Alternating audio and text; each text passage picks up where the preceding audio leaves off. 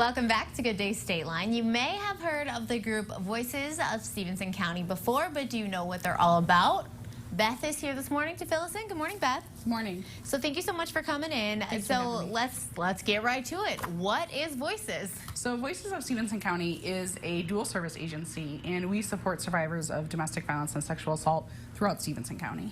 So you are the director, executive director. So tell me how you got to this role.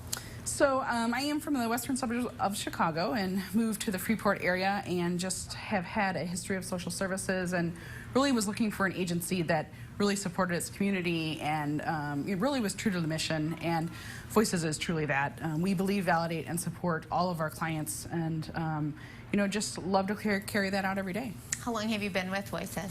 For 4 years now. Okay, so you're very knowledgeable about what's going on there, and you're ready to share that with all of us. So tell me about the services and the resources going on there. Sure. So we support survivors, again, of domestic and sexual violence, and kind of throughout the all spectrum.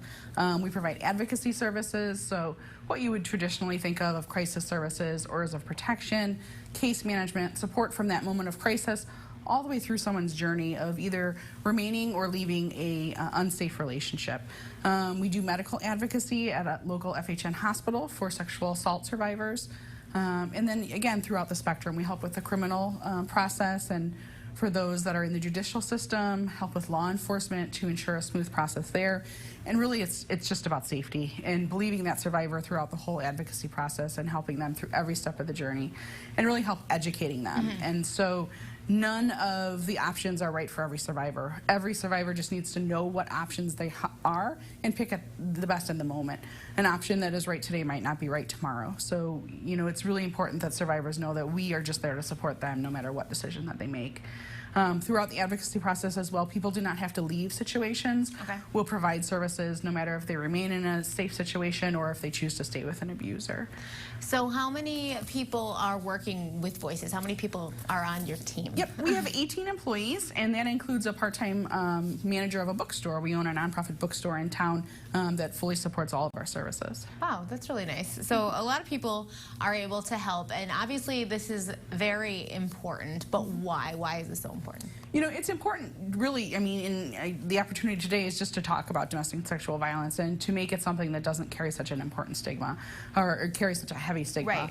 It's important to normalize, and there are millions of people, throughout the world that are living in shame or, feeling that they're alone in violence, either of sexual or physical or emotional abuse. And there are so many people that have been there and that are there currently, and there's help available. There's always someone to listen and to support and to educate, and belief is the #1 value that we want to share with people. I think it's important too to talk about it like we are right now, because even if it's not something that's going to impact one of our viewers' lives today, it could happen in the future, or they could know someone and they could benefit from hearing about it too. It could, and at Voices we offer prevention on all levels, so both in the educational system, to businesses, to the community as a whole. And I think just that prevention education is so essential to start to talk about it, to know the warning signs, to know what to do, to know that there's free resources available, just to get the conversation started. Can spread, like you said, it might not be now, but it might be friends or family that need that assistance. Right, so it's always good to share things like this.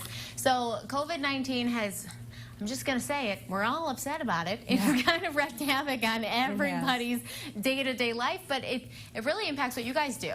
It does, and like you said, it impacts every aspect of life. So, we remain open and we're always there for 24/7 for support. But it's stressful, and it's stressful in an average situation in the most perfect of life. So to complicate with abuse or sexual violence, it's just wreaking havoc on everything, financially, in a household, and in every way, shape, and form. So we're there, we're still able to provide services, and we have seen an increase in need for crisis services. And I think that is to last for some time now, and as this continues, and again, we're just trying to help in every way that we can. So has your services changed at all with the COVID-19 pandemic, or is it still pretty much the same? We have tried to provide many more services via telephone or remote, obviously for everyone's safety. We do crisis-based services, all still in person, but we are doing many things remote as we can. For sure, we all are. Tell me remotely. It's got to be phone calls, hotlines. You got some important hotlines you're going to tell us about. We do. We have a 24/7 hotline for both domestic violence and sexual assault, and advocates are always available for assistance. What about volunteering? Somebody can help out here. It is, and we always need volunteers, and all of our volunteers that provide direct service are essential. They provide service at the local hospital, at Freeport Memorial Hospital, and they go through extensive training to support the most vulnerable sexual assault clients. So those are always a need. Right now we just have maybe 4 or 5 ladies that are supporting us 24/7. We also have a bookstore that is always in need of volunteers as well. So if somebody wanted to be part of this and they wanted to volunteer, how could they? They just contact our agency, and we are ready to hook them up right then and there. We're ready right now. Yeah. Call us right now. Is there anything you say that someone who wants to volunteer should think about before choosing to volunteer with Voices? Sure. So for those that really want to support survivors themselves, it's a commitment. It requires an extensive amount of training, and then we ask for a year-long commitment because, again, we're working with a vulnerable population, and we want to ensure that we're supporting both the volunteer and then providing the client with the best of services. That makes sense. All right, Beth, where can we go for more information? So you can go to our website, which is voicesofsc.org, or call our number at 815-235-9421. Well, thank you so much for stopping by and sharing this with us this morning. Thanks for having me. Coming up next, we're visiting a Cronauer Law in Sycamore, and then we're getting up close and personal with the animals at Summerfield Zoo. But first, it's birthday time. We're sending a huge belated happy birthday to Rachel Danielle from Artie Artistry, our Good Day State Line makeup artist and a good friend of the show as well. She celebrated last Wednesday. Also, a happy belated birthday to one of our favorite brand new 10-year-olds. This is Zoe, and she celebrated yesterday.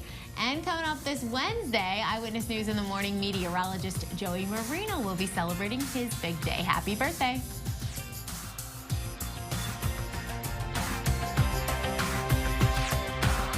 This nonprofit segment for Voices is brought to you by Nitro Orthopedics. Personalized attention for every patient. Local support for our community.